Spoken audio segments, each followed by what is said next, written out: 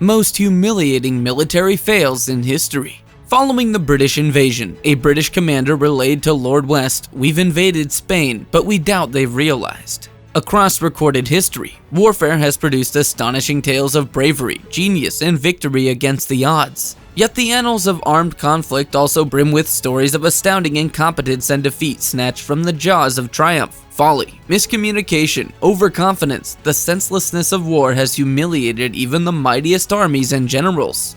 In this video, we will explore history's most humiliating military fails. From friendly fire follies to armies tripping over their own feet, these shameful episodes feature hopeless half-wits woefully out of their depth despite pretensions of tactical brilliance. Hubris, impatience, and short-sightedness are recurring themes, proving that arrogance and a lack of perspective lie among war's greatest pitfalls. As these tragically comic vignettes demonstrate, not everyone is cut out for command. Operation Tiger. In preparation for 1944's Allied D-Day landings, Operation Tiger utilized Slapton Sand's topographical similarities to Normandy for invasion practice runs. But amidst the secrecy surrounding D-Day plans, the disastrous April 28th live-fire exercise proved more realistic than planners intended. 9 German E-boats penetrating the English Channel stumbled across the Tiger convoy, torpedoing 3 vessels in the darkened pre-dawn hours.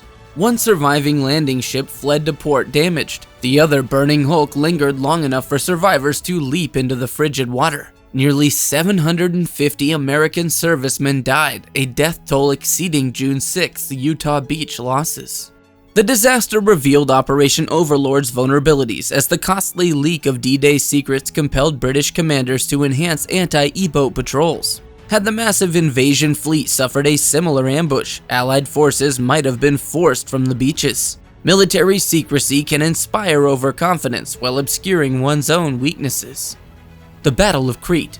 In 1941, Germany sought to wrest the strategic Mediterranean island of Crete from British control. Initial air bombardment pummeled Allied positions before waves of Fallschirmjäger parachute troopers followed behind glider reinforcements. But what Germany intended as a bold coup de main quickly devolved into a debacle of decimated airborne forces instead. Allied codebreakers had cracked German Enigma ciphers, learning attack plans and massing defensive positions at target sites. Even as remaining soldiers rallied for a final victory, Crete still represented a crushing German defeat. Over 4,000 elite airborne troops were dead or missing in exchange for the island. Arrogantly overconfident in their vaunted soldiers' invincibility, German commanders underestimated both fierce Cretan resistance and their own operational flaws. Their carelessness in securing Enigma machines also proved the Third Reich's technological hubris could become its Achilles heel. The British Royal Marines Spanish holiday. Gibraltar's disputed status has long stoked Anglo-Spanish tensions. Thus, the 2002 accidental British invasion of a Spanish beach detonated a diplomatic uproar. 20 Royal Marines conducting landing exercises from the HMS Ocean went ashore, weapons ready, only to find themselves unexpectedly greeting slack-jawed locals instead of expected enemy forces. Confused Marines lingered nearly 15 minutes before an apologetic retreat to their landing craft and profuse British apologies. However accidental, armed troops marching through a civilian resort town undermined relations between the NATO allies. Britain's failure to clearly confirm their location amplified a peacetime training accident into an avoidable international incident. As with many military mishaps, the situation reflected poorly on the officers and commanders as well as individual troops. Fog of war can obscure one's own position as readily as the enemy's. Charge of the Light Brigade. During 1854's Crimean War battle at Balaclava, ambiguous orders and poor communications sent the British Light Brigade cavalry in a reckless charge directly into Russian cannons. Obeying Commander Lord Raglan's insistence to rapidly advance artillery positions, the Light Brigade spurred headlong into the aptly named Valley of Death. Russian batteries shredded their ranks on 3 sides from elevated positions.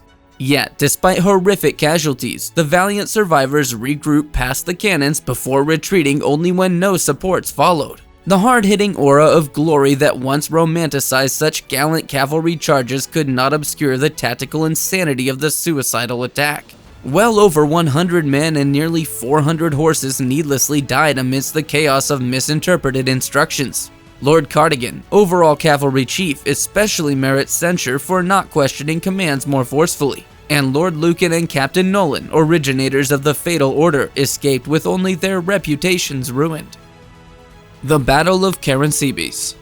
Organized warfare rarely appears so disorganized as at the 1788 Battle of Karansebes during Austria's war with Ottoman Turkey. There, booze-fueled infighting triggered utter bedlam amongst the exhausted Austrians, resulting in a surreal friendly fire fiasco fought without enemy involvement.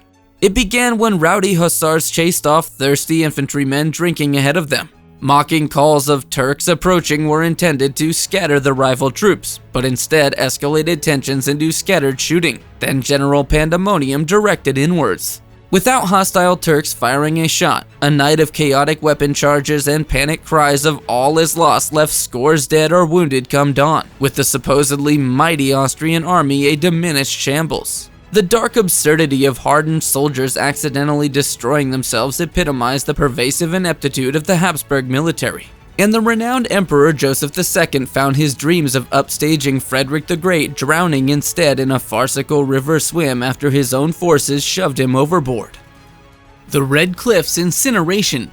During China's late Han Dynasty turmoil, the ambitious northern warlord Cao Cao sought completing reunification by attacking rival coalitions defending the Yangtze River. But his efforts literally went up in flames after chains binding his armada left the massed ships helplessly trapped when a disguised defector set diversionary fire ships adrift downwind into Cao's stationary army. With escape impossible, flames engulfed hundreds of vessels at anchor, men leaping into the river by the thousands as their ambitious leader watched helplessly. Ashore, the routed northern army retreated in disarray, chaotic scenes of stampeding soldiers crushed underfoot by their own panicked cavalry accompanying Cao in despairing retreat.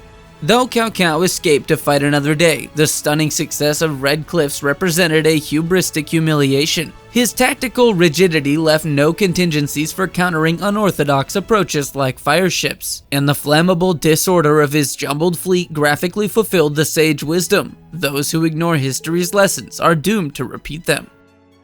The Battle of Adwa.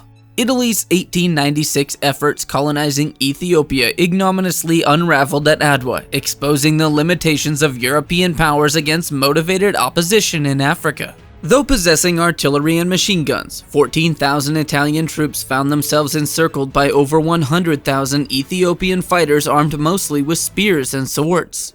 Poor maps and divided commands saw an entire Italian brigade wander into a separate battle against 30,000 warriors. The general promptly killed, and his 3,000 men slaughtered to a man.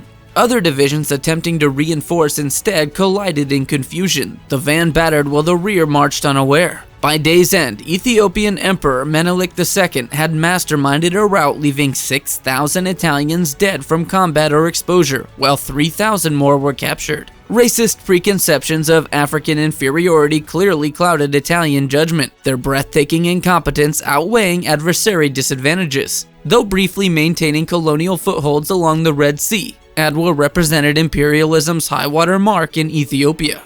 Operation Market Garden. Despite Italy's 1943 surrender, Nazi Germany tenaciously defended occupied Holland in 1944. Thus, an ambitious Allied airborne operation sought capturing key bridges along Germany's northern frontier to speed the Allied advance. But poor intelligence and overconfident planning doomed the massive Market Garden offensive to humiliating defeat. Though initial hours saw some objectives secured by American paratroopers, exhausted units proved unable to withstand German counterattacks, and a pivotal highway span protecting the crucial Nijmegen and Arnhem bridges remained defiantly in enemy hands. Stalling British tanks desperately needed reinforcements. Isolated British airborne fought bravely at Arnhem but were overwhelmed with nightmarish casualties before a withdrawal from a bridge too far. This devastating debacle delayed the Rhine crossing by 6 months, allowing Germany opportunity regrouping shattered armies for a desperate counteroffensive at the Bulge. Overconfidence carrying the seeds of defeat once more overshadowed previously hard-won victories. Desert Clash at Kufra. Italy's colonization of Libya saw conflicts persist against indigenous bands into the 1930s. But the December 1931 Battle of Kufra peculiarly featured armor and airplanes escorting a motley collection of 200 trucks and buses convoying 4,000 ill-prepared Italian troops toward a much smaller opposing garrison 300 miles away. En route, the column suffered constant harassment and mechanical breakdowns. Upon their bedraggled arrival, only one operational Italian airplane remained aloft providing support. Nonetheless, the Italians initiated a pair of uncoordinated attacks on Kufra against defending Senussi riflemen. A lunchtime siesta amidst the battle failed rallying scattered units. Repeatedly failed assaults cost 41 dead and 100 wounded to hostile snipers. An occasional return cannon fire before the Italians withdrew. Only profound ineptitude explained Italy deploying clumsy columns and untrained reservists against the desert without adequate preparation, or provisioning against an opponent barely 1/10 its size. The embarrassing stalemate proved Italy hardly the imposing colossus propaganda portrayed in Libya against even irregular forces. Custer's last stand. The flamboyant General Custer's 1876 defeat battling Sioux and Cheyenne warriors became a symbolic spectacle marking Native Americans' last major victory, even amidst ultimate subjugation. And Custer clearly authored his own downfall through arrogance and a profound underestimation of adversaries he considered primitive rabble. Greatly exaggerating hostile numbers to secure additional support, Custer nonetheless divided forces, rushing headstrong toward what scouts warned was a massive enemy encampment. His battalion attacked heedlessly and immediately found themselves enveloped and decimated within minutes. Survivor accounts described chaos, panicking men and horses tangled together amidst Lakota and Cheyenne riflemen closing in for the kill. Custer himself took bullets to the chest and head, his body later found heaped atop a pile of troopers sliced by Coues sticks to reflect ultimate disrespect. Native accounts stressed jubilation at obliterating the son of the morning star and his overconfident cavalry in revenge for earlier cruelties. Castle Nuovo carnage. Medieval warfare's pageantry proved more pictorial than practical when French heavy cavalry recklessly charged down a gorge toward defending Berber arquebusiers during the 1501 Battle of Cerignola. There, the heavily armored knights made perfect targets during their disorderly descent. With horses plummeting and proud chevaliers tumbling to their deaths under withering fire, the ravine was soon christened the Valley of Blood. Faced by massed firearms and artillery, stunned French courtiers retreated as 5,000 infantrymen followed after, pushing companions aside and clogging escape routes in their haste. Pursuing Spanish horsemen slaughtered during the congested withdrawal until bodies choked streambeds. By day's end, the flower of French nobility lay dead on alien soil. Conclusion. Despite vast differences across eras, these humiliating military fiascos shared key elements of overconfidence breeding disaster. Commanders underestimated difficulties and disregarded festering problems until circumstances spiral out of hand. Perhaps foolishness itself represents war's greatest shame.